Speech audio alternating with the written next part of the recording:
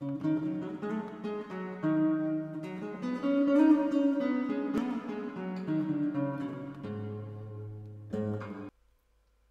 what up, what up, what up? Wally here, bringing you guys some free-for-all action.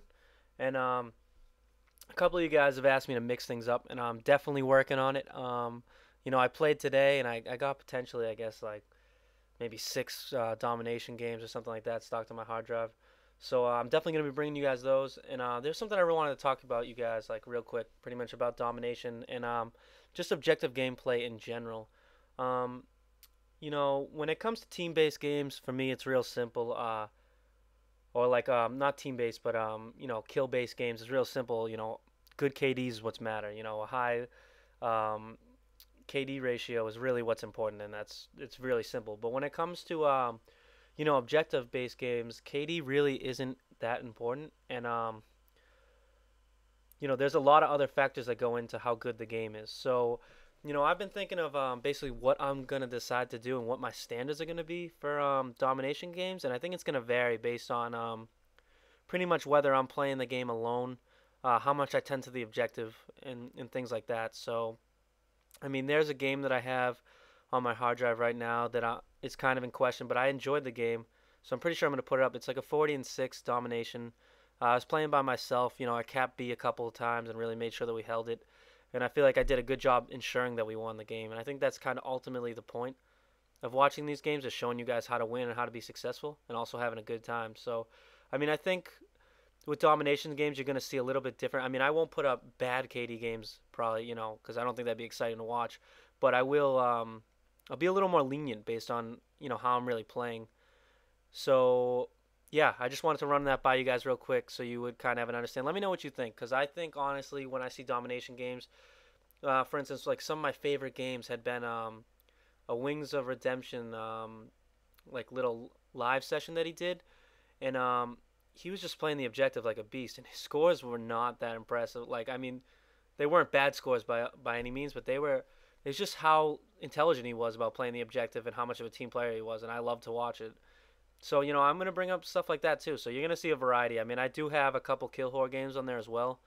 So, you'll see those as well. So, it'll be a little bit of a mix. I just wanted to let you guys know.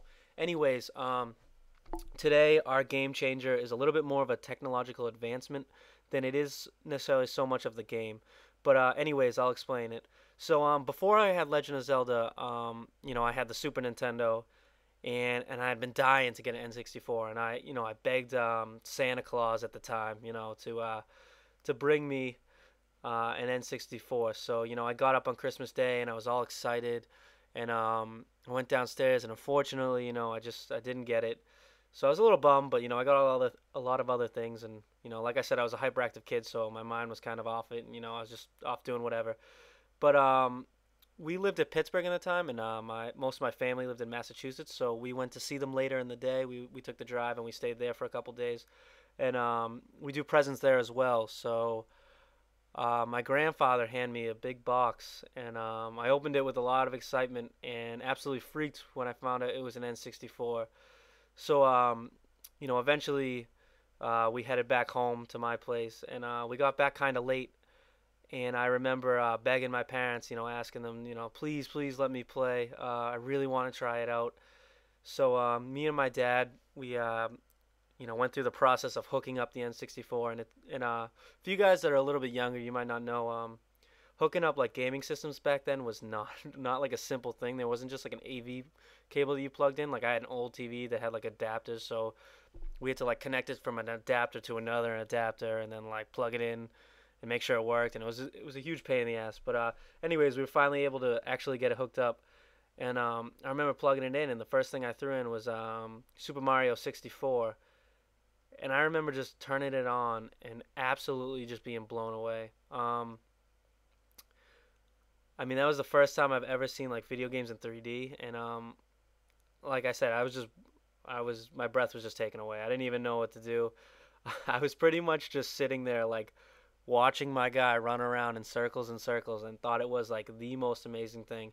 And especially being a little kid at the time, Mario, I was a huge fan of the series. I played all the other games on Nintendo and Super Nintendo. So right away I was hooked. Really simplistic game, and that's the thing with Mario games. Is just that they're so basic at their core, but yet for some reason they work so well. And I don't know whether it's the character or the history or what, but for some reason Mario's like one of the only platformers that's been able to kind of stand the test of time. You've seen a lot of platformers go away, unfortunately, because it is an interesting genre, and I do enjoy those games. Thankfully, with the addition of things like you see Xbox Live Arcade and whatever the PS Networks, whatever their version of that is, like with installment of things like that, you kind of seeing the comeback of platform games such as like Super Meat Boy, which looks really interesting. It looks like a little bit too tough for me to try though. I was never an amazing platformer, um, but games like that just look like a lot of fun, and they should exist, and hopefully they continue to exist. But yeah, definitely the N64 combined with Super Mario 64 is just one of those things where I felt like I was just sitting back and being like, "This is the future." Like I'm looking at the future right now, and you kind of remember those instances. They kind of stick with you a little bit more than everyday other things. I know like another example of that in my lifetime where I was just like, "This is the future." I know I'm living in the future right now. Was pretty much AOL and just the internet, like the whole internet, just the growth of it. And I'm sure a lot of you guys, well, actually, some of you guys might be younger and being like, "Wow, you are old man telling me that the internet was this amazing thing. I've always had it." But I still remember like hanging out with my cousins, just sitting there like waiting to get on the internet. I think it was like the greatest thing to talk to random people, which was mad creepy. But anyways, guys, this is gonna do it for today's video. I will catch you later.